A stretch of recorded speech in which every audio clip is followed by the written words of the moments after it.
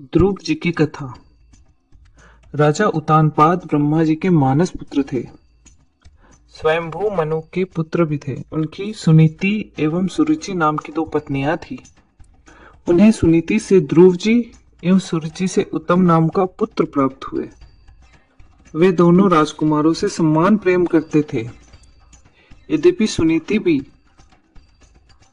ध्रुव के साथ साथ उत्तम को भी अपना पुत्र मानती थी, मगर रानी सुरुचि ध्रुव और सुनीति से ईर्ष्या घृणा करती थी। वह सदा उन्हें नीचा दिखाने के अवसर ढूंढती रहती थी। एक बार राजा उत्तानपाद उत्तम को गोद में लिए प्यार कर रहे थे, तभी ध्रुव भी वहां आ गए। उत्तम को पिता की गोद में बैठा देखकर वह भी उनकी गोद में जा बैठे।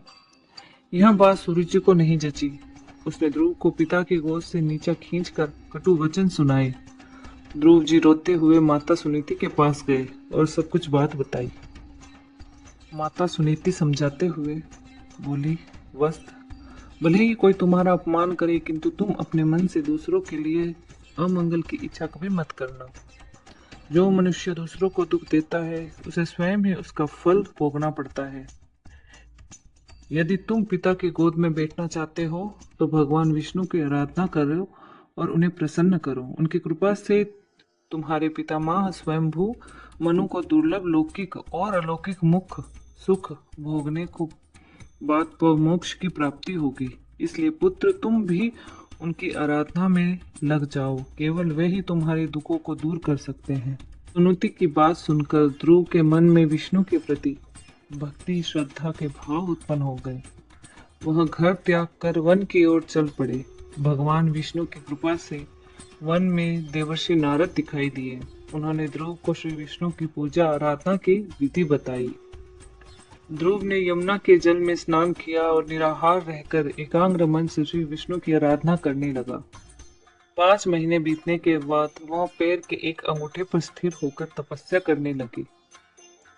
धीरे धीरे उसका तेज बढ़ता गया। उसके तप से तीनों लोक कपायमान हो उठे।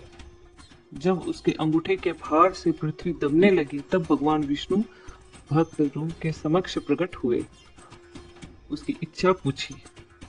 ध्रुव भाव विभोर होकर बोला, भगवान, जब मेरी माता सुरुचि ने अपना अपमानजनक शब्द कहकर मुझे पिता की गोद से उतार दिया था, तब माता सुनीति के कहने पर मैंने मन ही मन यह निश्चय किया था कि जो पर ब्रह्मा भगवान श्री विष्णु इस संपूर्ण जगत के पिता है, जिनके लिए सभी जीव एक समान हैं, अब मैं केवल उनकी गोद में ही बैठूंगा।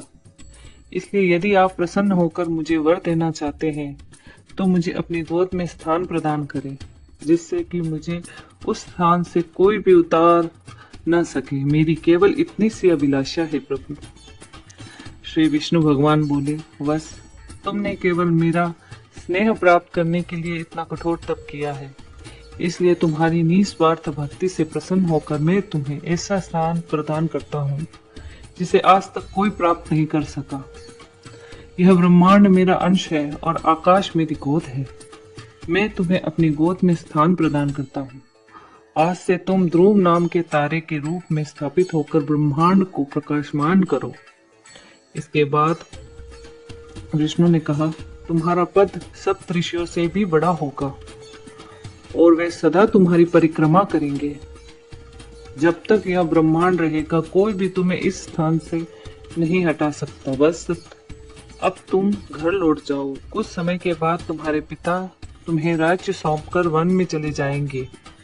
पृथ्वी पर 36,000 वर्ष तक धर्म पूर्वक राज्य भोग कर अंत में तुम मेरे ही पास आओगे। इतना कहकर भगवान विष्णु अंतर्ध्यान हो गए।